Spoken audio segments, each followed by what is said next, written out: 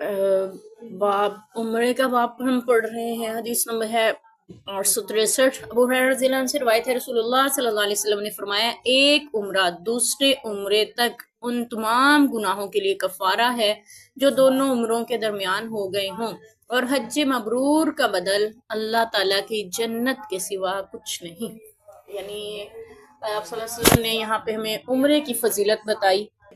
उम्रे की बहुत सी फ़ज़ाइल और भी आते हैं हदीस मुबारक में। यहाँ पे जो बड़ी फजीलत है वो ये कि आपने उम्रा किया और फिर उसके बाद एक उम्रा किया तो उसके दरमियान जितने गुनाह होंगे अल्लाह सारे माफ़ कर देंगे। तो इतनी बड़ी फजीलत है। और ये भी है कि अल्लाह ताला जो चाहता है कि अल्लाह उसके रिस्क में बरकत कर दे, उसकी उम्र में, उसके ज़िंदगी में, या उसके यानी माल की फरावानी चाहते हैं, उसे चाहिए कि कसरत से उम्रा किया करे। हमें लगता है कि उम्रे में तो पैसे लग जाएंगे इतने ज़्यादा, तो खर्चा इतना बढ़ जाएगा, लेकिन आप इसकी बरकत महसूस करेंगे कि अल्लाह ताला आपको उतना ज़्यादा गनी बनाते जाएंगे। जितना आप उम्रे करते जाएंगे अल्लाह आपके माल में बरकतें फरमाते चले जाएंगे इंशाल्लाह, और गुनाहों की माफ़ी भी साथ मिलती जाएगी। तो यहाँ से हमें एक बड़ी बरकत ये पता चली कि अल्लाह की राह में खर्च करने का जो हदीस पाक में आता ना, एक के बदले 10, वाकई वो दुरुस्त है। अल्लाह ताला एक के बदले 10 दुनिया में देते हैं और 70 आखिरत में। ये सबसे कम पैमाना है, और जिसके लिए अल्लाह चाहे और भी बढ़ा देते हैं। इसलिए हज उम्रा अल्लाह ताला तौफीक दें, कसरत से करें। आप देखेंगे कि जब आपने पहली बार उम्रा किया था तब आप इतने मालदार नहीं थे जितना दूसरी बार उम्रा करने के वक्त अल्लाह ताला ने आपको कर दिया होगा।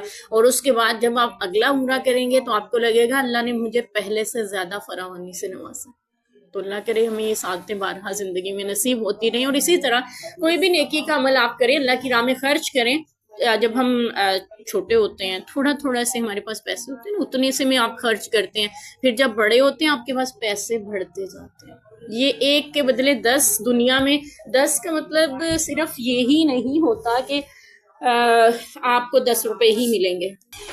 10 गुना जो हमें मिल रहा होता है वो एक के बदले 10 रुपए ही नहीं होते, बल्कि आपकी इज्जत, आपकी अजमत, फजीलत, सेहत और आपके और बहुत सी ऐसी नेमतें जो हम पैसे से नहीं खरीद सकते, वो अल्लाह जो आपको दे रहे होते हैं ना, वो कहीं गुना बढ़कर होती हैं। यानी आप 10 रुपए 1 रुपया खर्च करके वो सारी चीजें नहीं ले सकते जितना अल्लाह ताला आपको एक के बदले 10 गुना बढ़ाकर अता कर रहे होते हैं।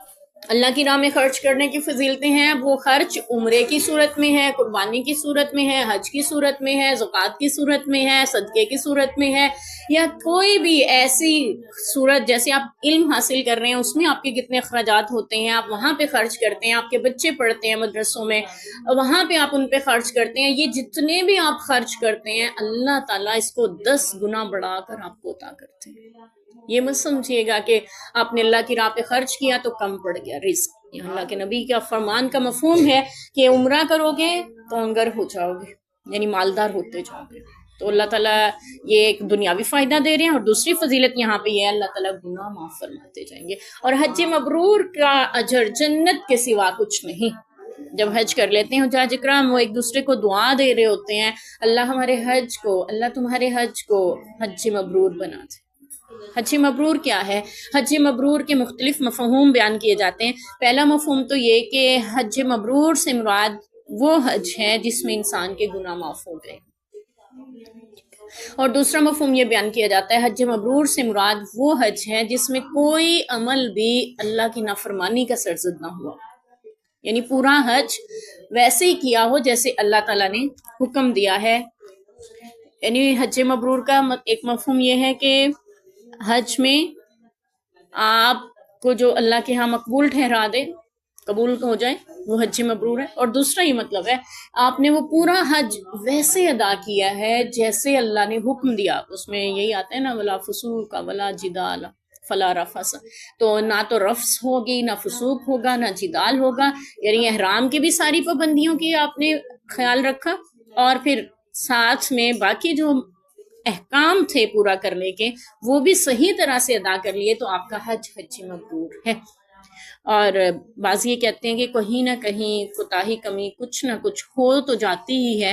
حج مبرور دراصل وہ حج ہے جو اللہ کے ہاں قبول ہو جائے، تو اس لیے ہر کوئی ایک دوسرے کو حج مبرور کی دعا دے رہے ہوتے ہیں۔ تو بعض ہمارے ہاں یہ کہتے ہیں کہ حج مبرور وہ حج ہوتا ہے جو جمعے کو آ جائے، جس کو ہم اکبری حج بھی سمجھتے ہیں۔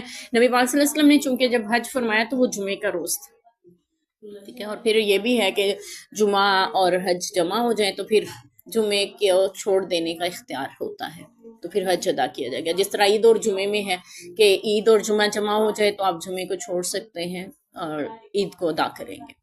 تو یہاں پہ بھی یعنی آپ صلی اللہ علیہ وسلم نے چونکہ جو حج فرمایا تھا وہ جمعے کا دن تھا، اس لیے ہمارے ہاں ایک تصور یہ بھی پایا جاتا ہے حج مبرور سے یا حج اکبر سے مراد وہ حج ہے جو جمعے کو ہو، جبکہ حقیقت یہ ہے کہ حج اکبر حج کو کہا جاتا ہے عربی میں، اور یعنی عام حج جو عمرہ کرتے ہیں نا ان کو بھی حاجی کہتے ہیں۔ عمرہ زائرین جو جاتے ہیں نا عمرہ کرتے ہیں وہ اس کو یعنی حج اصغر جس کو ہم کہہ سکتے ہیں چھوٹا حج قرار دیتے ہیں، اور اکبر جو ہے وہ اس حج کو کہتے ہیں جس کو ہم حج سمجھتے ہیں۔ عمرے کے لیے عمرہ زائرین جو ہوتے ہیں ان کو بھی حاجی اور حج کہہ کے پورا کر رہے ہوتے ہیں، یعنی ان کو بھی حاجی کا ہی درجہ دیا جاتا ہے کیونکہ وہ چھوٹا حج کر رہے تھے۔ تو حج مبرور کا اجر جنت کے سوا کچھ نہیں۔ یہ فضیلت ہمیں حج کی پتہ چلی، اور یہ بھی کہ حج میں پوری کوشش کی جائے ویسے ہی کریں جیسے اللہ نے حکم دیا، نبی پاک صلی اللہ علیہ وسلم نے ہمیں سکھلا دیا، اور جو ہے قرآن و سنت کے مطابق ہو وہی اعمال انجام دیے جائیں، ویسے ہی پورے کیے جائیں جیسے حکم ہے، اس میں کوئی بھی کمی کوتاہی نہ کی جائے، یعنی اس میں رفث سے بھی بچا جائے۔ رفث سے مراد وہی یعنی نکاح اور اس سے متعلقہ امور پہ بات چیت بھی نہیں کی جائے گی، ٹھیک ہے، منگنی وغیرہ اس سے بارے میں نہ تو خود کا نکاح ہوگا، نہ منگنی کا پیغام، اور نہ کسی کا پیغام دے سکتے ہیں، کسی کو بھی پیغام نکاح وہاں نہیں دے سکتے۔